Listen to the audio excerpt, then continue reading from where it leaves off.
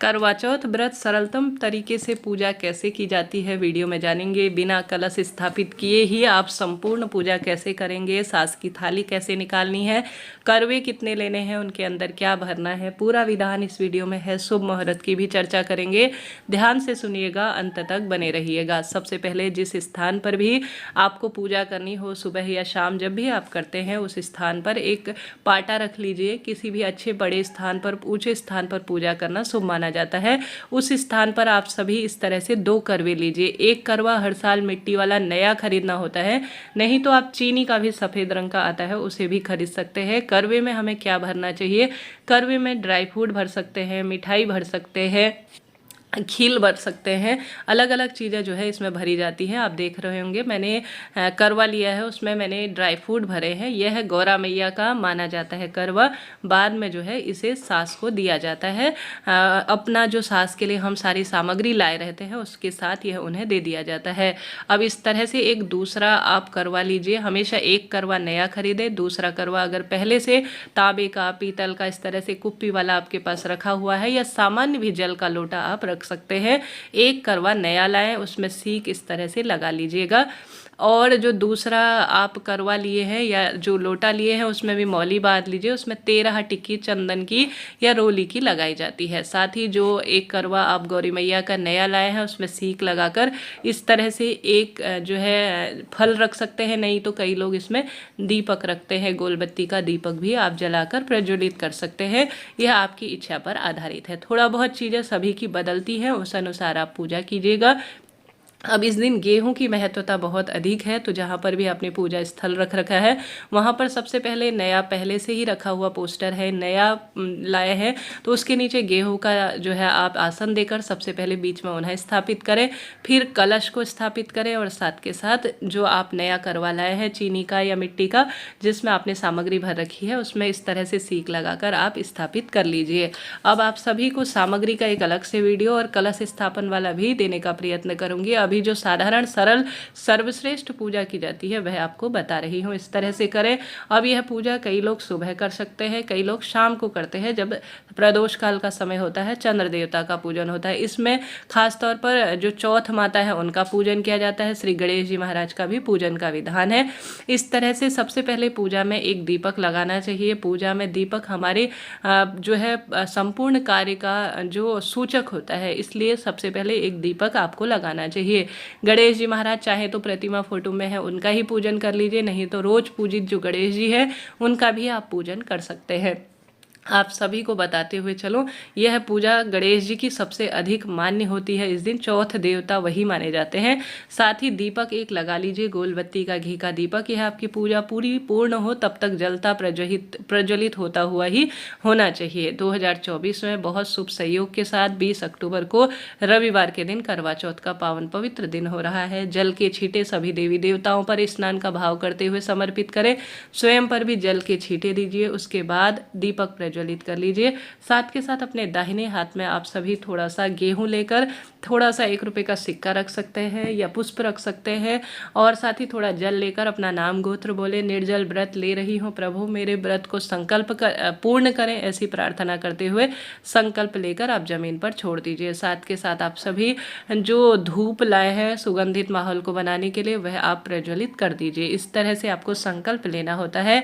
अच्छे दिन बार को देखकर पूजा की सामग्री आप लेकर आइएगा। अब इस दिन भद्रा भी हो रही है, तो भद्रा का समय जान लेते हैं, कब से कब तक रहने वाली है।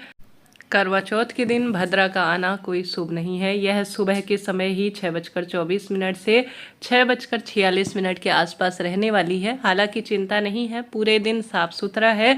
सुबह सुबह ही भद्रा का साया है। ऐसे में सुबह ही आप उठे तो भगवान जी के नाम मंत्र का स्मरण करते हुए उठें, ताकि आपका दिन सफल हो, श्रेष्ठ हो।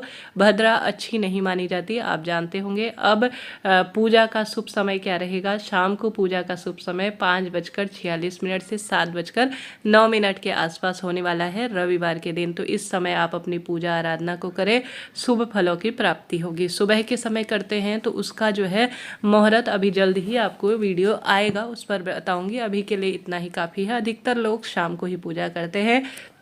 इसके साथ साथ आप चंद्र उदय के समय को जरूर से जान लीजिए। करवा चौथ के दिन 8:15 के आसपास चंद्र उदय होगा। इसके बाद ही आप अर्घ्य देकर अपने व्रत को खोल लीजिएगा।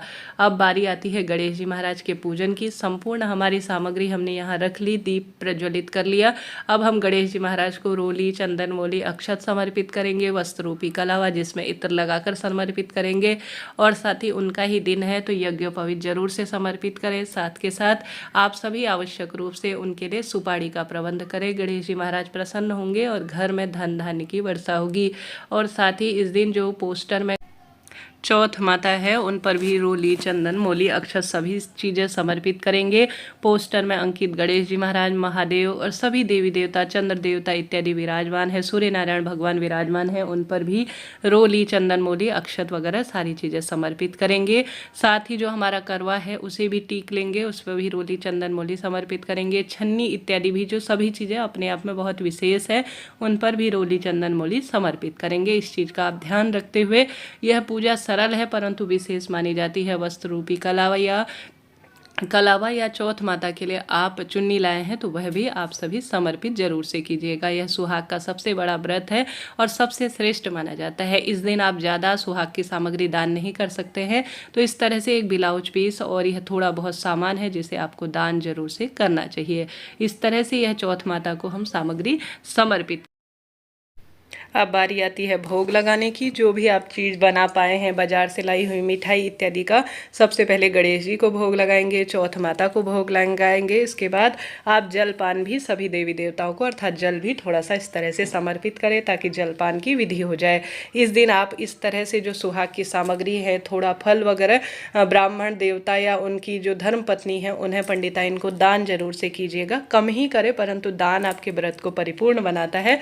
इस चीज़ का आप ध्यान रखते हुए कोई ना कोई वस्तु दान जरूर कीजिएगा। इस तरह से यह पूजा संपन्न होती है। साथ ही माता को आप सिंदूर भी जरूर से समर्पित करें। चौथ माता को यह भी शुभ माना जाता है, श्रेष्ठ इसे माना जाता है। और जब संपूर्ण पूजा हो जाती है उसके बाद ही माता से जूठा सिंदूर लेकर अपने मस्तक पर धारण किया जाता है। इसके बाद अपने हाथ में थोड़ा गेहूं लेकर करवा चौथ व्रत की कथा और गणेश जी की कथा सुनिएगा। और बाद में इन गेहूं को आप या तो अपने आंचल में बांध लीजिए चुन्नी में, नहीं तो जो जल का लोटा है उसमें आप सभी समर्पित कर दीजिएगा। कई भक्तजन सूर्य देवता को और चंद्र देवता को दोनों को अर्घ्य देते हैं। कई क्षेत्रों में सिर्फ चंद्र देवता को ही अर्घ्य दिया जाता है और सूर्य देवता को सुबह जब पूजा करते हैं तब अर्घ्य दिया जाता है। तो अपने क्षेत्र के अनुसार कार्य कीजिएगा।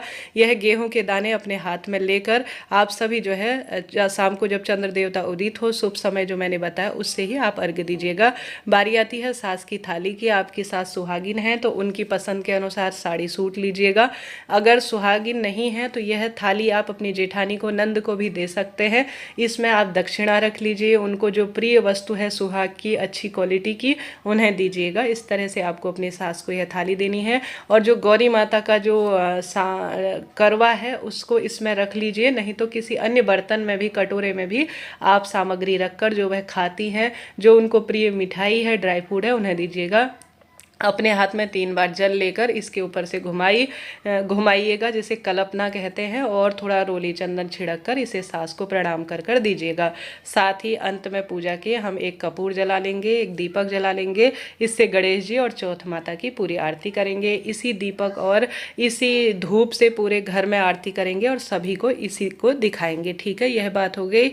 अपने हाथ में 3 बार जल लेकर जल घुमाइएगा, इसे जल शीतलीकरण कहा जाता है। अब शाम को जब चंद्र देवता उदित हो तो आप सभी इस जल के कलश से चंद्र देवता को अर्घ्य दीजिएगा और अपने बड़ों को प्रणाम कर कर पति का पूजन करें। चंद्र देवता को अर्घ्य देने के बाद व्रत खोलिएगा।